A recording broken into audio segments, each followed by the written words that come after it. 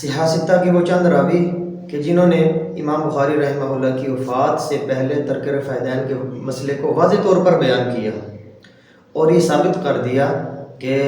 رفع دین عند رکوع و سجود یہ منسوخ ہے، یہ متروک ہے۔ ویسے راوی تو بہت زیادہ ہیں لیکن یہ چند راوی ہیں۔ نمبر 1، امام ابراہیم نخعی رحمہ اللہ امام بخاری کی پیدائش سے 98 سال پہلے ترک رفع دین کے مسئلے کو واضح بیان کیا، اور یہ حوالے دیکھیں آپ۔ امام ابو حنیفہ رحمہ اللہ امام بخاری کی پیدائش سے 56 سال پہلے ترک رفع دین کے مسئلے کو واضح بیان کیا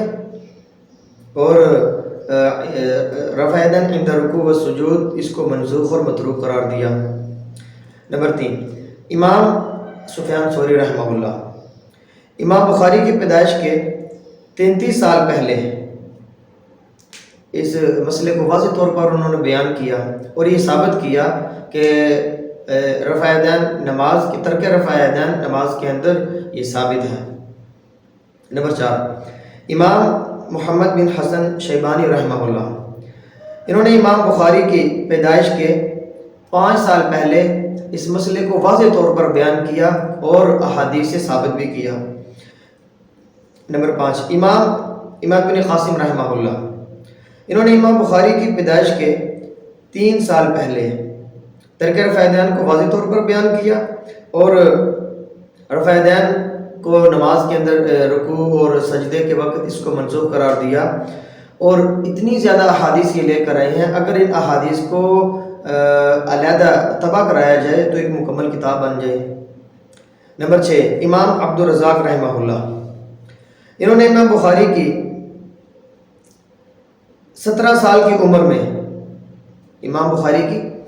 17 سال کی عمر میں یہ فیصلہ کر کے چلے گئے کہ نماز میں رفع دین منسوخ اور متروک ہے، اور اتنی زیادہ احادیث یہ لے کر آئے ہیں، صحیح اور مرفوع اور مقطوع احادیث لے کر آئے ہیں، اگر ان احادیث کو جمع کیا جائے تو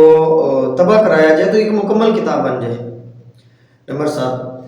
امام ابن شیبہ رحمہ اللہ یہ امام بخاری کے استاد ہیں اور صحیح بخاری کے راوی بھی ہیں۔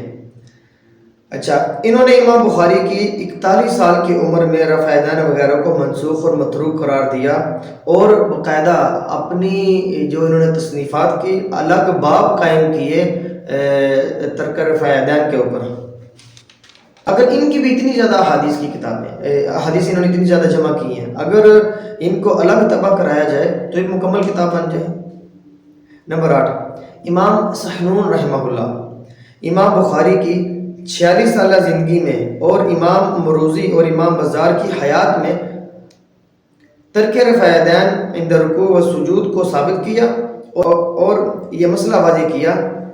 کہ رفع دین عند رکوع و سجود یہ منسوخ اور متروک ہے، اور اصول اور قاعدہ ناسخ اور منسوخ کے قاعدے کے تحت انہوں نے یہ ثابت کیا، اور اتنی زیادہ احادیث یہ لے کر ہیں، اگر ان احادیث کو الگ طبع کرا دیا جائے تو مکمل کتاب ہے۔ نمبر 9، امام ترمذی رحمہ اللہ امام بخاری کے مایہ ناز شاگرد ہیں، انہوں نے امام بخاری کی حیات میں اور امام بخاری کی وفات کے 31 سال بعد اور امام بزار اور امام مروزی رحمہ اللہ کی حیات میں رفع دین عند رکوع و سجود کو منسوخ اور متروک قرار دیا، اور یہ مسئلہ واضح کیا کہ رفع دین نماز کے شروع میں ہے، نماز کے درمیان میں نہیں ہے۔ نمبر 10، امام نسائی جو امام بخاری کے بھی شاگرد ہیں اور امام مسلم کے بھی شاگرد ہیں۔ اچھا، انہوں نے امام بخاری کی حیات میں اور ان کی وفات کے 47 سال بعد اور امام مسلم کی وفات کے 52 سال بعد اور امام بزار اور امام مروزی کی حیات میں ترک رفع دین کو ناسخ اور منسوخ کے اصول اور قاعدے سے ثابت بھی کیا، اور اس مسئلے کو واضح طور پر انہوں نے بیان کیا۔ یہ چند تفقہ راوی ہیں، اس کے علاوہ بہت زیادہ سیاستہ کے راوی ایسے ہیں، خاص کر بخاری اور مسلم کے،